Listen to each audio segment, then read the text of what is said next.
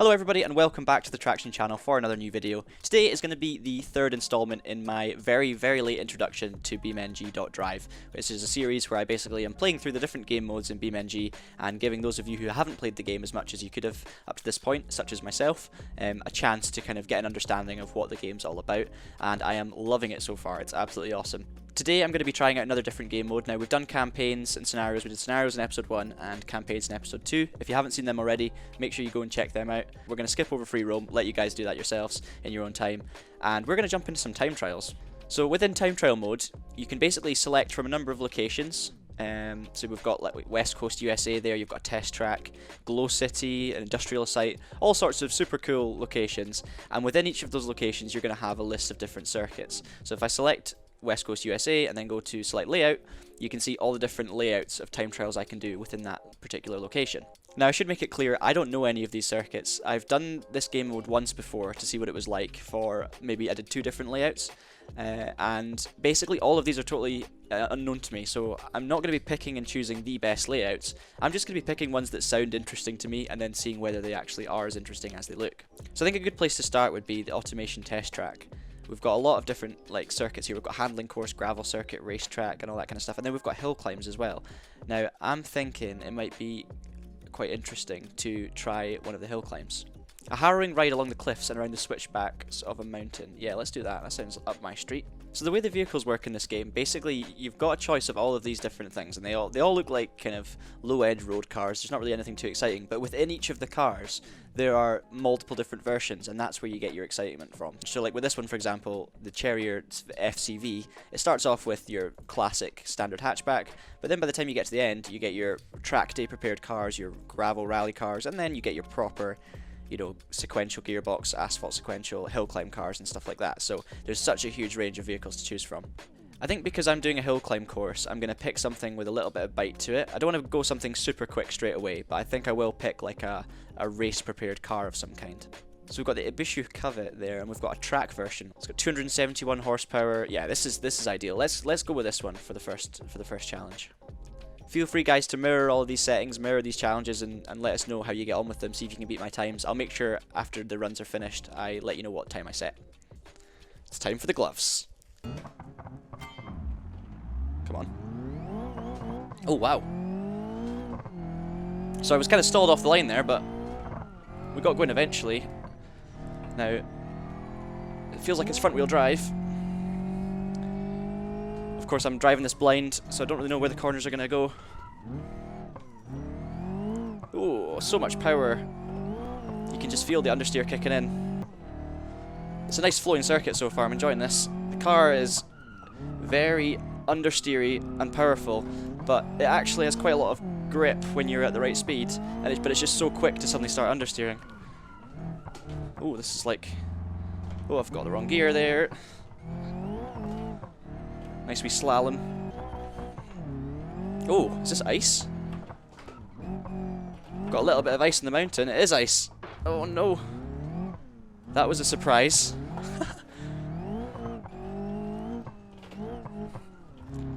We should be able to keep it going though. You can just hear the car's got absolutely no grip. Really struggling to get it turned. That's the finish line. And we've spun across the line. Beautiful pirouette. 148.5 is my time. You can see my splits there. So yeah, there's a challenge for you. Go and beat at 148.5. Okay, so that was a cool start. We've got Derby Arenas here, which sounds quite intriguing. I'm going to definitely go in there. So what have we got? We've got Dirt Oval and the Big 8. Fast track with bank turns and 2 jumps. Oh, right, let's go for that. This is looking like a good car for it. So we've got the Sunburst, Hirochi Sunburst off-road. This looks like the kind of thing that would be quite good over the jumps. 300 horsepower. Let's go with that. There's all the settings for anyone who wants to have a go at the times. Okay, so because this is quite a modern car, I'm guessing there's a good chance that it'll be a sequential gearbox, or at least with the paddles. But we'll find out, I guess, when we start revving it. Oh, it's automatic. Okay, we don't want that. We want to be manual, so let's just force it into manual.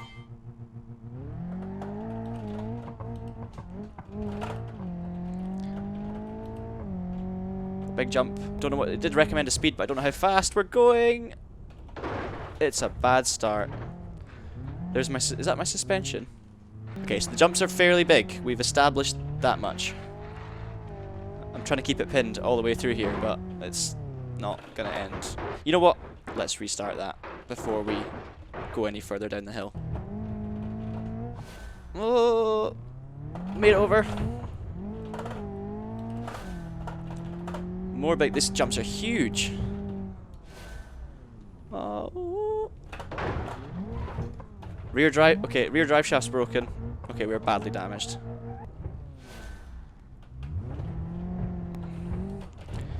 Now, because obviously the damage is realistic, it's not like other rally games where you can just send it fly up a jump and expect to land without dying. You know, you've really got to be gentle with the car. At the same time, landing too early is not going to help your lap time, or gonna, you know, it could also throw you off if you don't clear whatever you need to clear.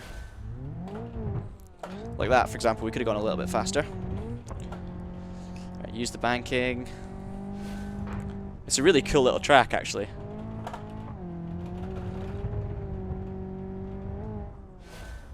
Oh god, that was a corner! Oh no! Oh no. We did actually complete the first lap in 48.0 seconds, so that's something at least. Okay, this is one where you've got to go right a wee bit.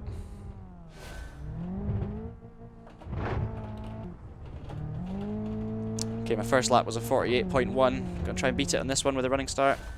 Beautiful second jump. That is exactly what we want. Nice control through here. This is a big jump. Don't want to go too fast here. Oh, I've nailed it again. Perfectly landed on the downward slope. Ooh, a little bit too hot through there. And you want to turn right a little bit over this jump. Oh, a really rough landing. But I've done my best lap time, so you get 2 laps at it. Total time was a 1:32.322. And my best lap time was a 44.2 in the second lap, so there's something for you to try and beat. 1:32.3 for that challenge. We've got so many more interesting locations as well. Procedural tracks. That looks like... Oh wow. So this is like tests for car handling, I guess. So I really... these look really intense, and I don't really understand what they're going to be like, but let's try the tape recorder circuit, because that's very random sounding. You got to do 3 laps as well. And let's do it in something that's a little bit old-fashioned. Oh, a Gavril Blueback. That sounds cool. We do want the V8 though, don't we? So let's go with the Gavril Blueback, the 423 V8 Sport 2-door hardtop. I really don't know anything about these circuits. I don't know if are we following the little black tarmac bit in front of us? I'm guessing so. But I wasn't sure how wide they were going to be, what the context of this was at all. So let's just see what happens, I guess. Oof, this thing is really leery already. I guess we're following this little road. Oh no, no. You didn't see anything at all. Yeah, this car was definitely not the best to pick for this track in hindsight. I've been driving it. I've done 1 corner and I already know that. So this is like a little handling course. Not designed for an old classic car, but hey, that's fun. Oh, the steering wheel is huge. I don't think I've got it at first gear yet, have I? Where am I going? This way. I can't put the power down anywhere. Big lock up. Use a bit of power to get the background. This is not a professional's work, I'm not going to lie. Can we get out of first gear? Nope. Got a bit of a drift going though. Yes, now we're talking. Keep it going, keep it going.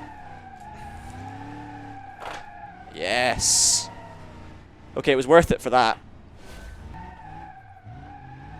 I'm basically using, you can probably see my throttle inputs in the bottom left and my steering inputs, but I'm using very little throttle to get this thing round. As soon as I floor it, it's just going to slide the back out. That corner's way too sharp for this car. Oh, don't hit the gate. Oh, no. That's crushed the driver somewhat.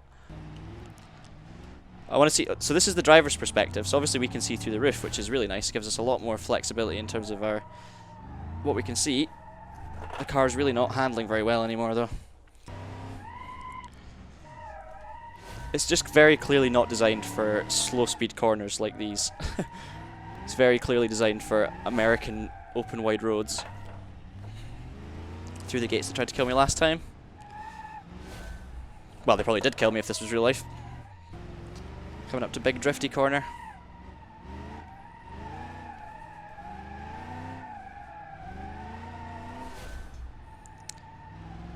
Managed to get around a bit safer this time. Power out through the finish. Yeah, 647. I don't know why it's coming up with a very weird random name there. That was good fun though. I think that kind of car is not designed for a track like that, but it can be a lot of fun on a slightly wider circuit, I think. Argon curves, twisting around skyscrapers, this easy track lets you get used to the Glow City's heights. No, we don't need that. Ascent the evil tower of Kraken in this twisting winding. Yeah, let's do that one. We want one that's deadly. Krypton Raceway looks like a nice balance. It's a medium difficulty. I could jump in and do the really hard one, but I think I'll maybe save them for their own video because we just want to get a flavour of what these things are like today. So let's go for that. Let's go for something a little bit more modern again. Got a drift one there. TT Sport. We'll go for it. We'll go for the 856. Yeah. So we'll go for the ETK 800 series. We'll go for the 856 TT Sport Plus in manual. Let's do that. Okay, the lights are interesting already. Now, I have never done these ones before at all, so a bit like the last one, I'm totally blind as to what to expect. Handling wise, very different to the old thing I just drove. That's a bad start.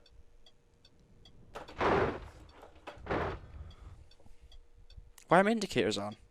So it's quite unclear where to go in this track, I think. Or at least, maybe it is quite clear, but maybe I was just being really stupid. It just, okay, there's a sharp corner, that's all. We can't afford to go off the edges. A little bit of speed up. Is that a jump? Yes. Nice medium speed corners. No, it's gonna be off the edge. God damn it.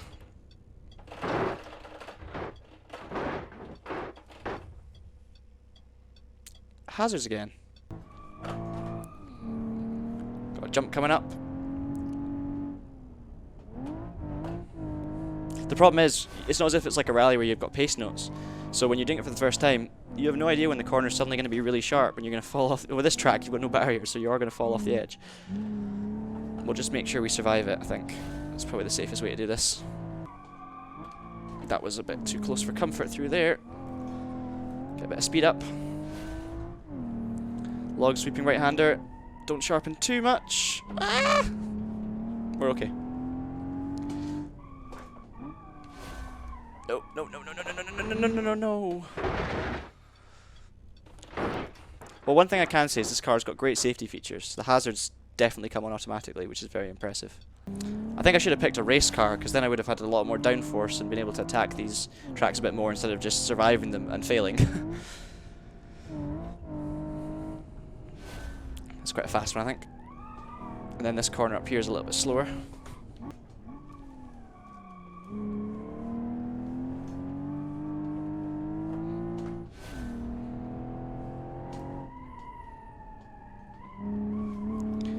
Again, very close. This one's a slow corner. Alright, I'm very glad I didn't pick a really difficult one, because even this medium one I'm really struggling. Without knowing the track and having no walls, it's really tough to keep it on the road, basically. When you're impatient like me. I think that's the end of the lap, is it? Okay, we've completed a lap. And we're definitely not completing a second. Goodbye! Oh, it's gonna hurt. And on come the hazards. So we've covered the first 6 locations, or at least covered a selection of things. There's still quite a lot of really good looking locations coming up, which I want to do a track from. So what I'm going to do is I'm going to end this episode here, and I'm going to cover some more of these tracks in the next episode. So thanks very much for watching, guys. Hopefully you enjoyed the video, and make sure if you did, you leave us a like on the page and subscribe to the Traxion channel for more racing game content like this in the future.